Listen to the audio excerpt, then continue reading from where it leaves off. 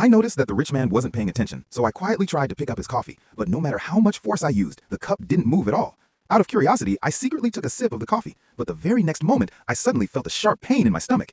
At first, I didn't pay much attention to it, but when I got into a taxi, my stomach slowly started to swell. Seeing this, I got really scared and immediately told the driver to take me to the hospital.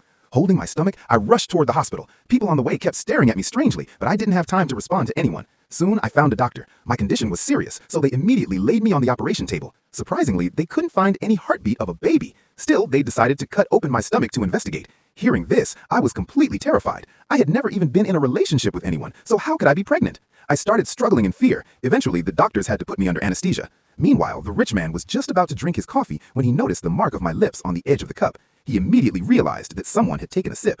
Seeing this, his assistant became even more frightened because both of them were from another planet and their food and drinks contained immense power. If a human consumed it, their stomach would swell and could eventually burst. Hearing this, the rich man used his powers to reach the hospital instantly. He moved so fast that it felt like time had stopped. Everyone present there froze in their positions like statues. I wanted to take advantage of the moment and run away, but he had already appeared in front of me. I tried to call for help, but he broke my phone. Before I could understand anything, he picked me up from the hospital and took me to a nearby park. I was still extremely scared and couldn't understand what was happening. He directly asked me why I drank his coffee. I told him that he was responsible for the condition of my stomach, but instead of replying, he simply kissed my forehead. The next moment, I fainted.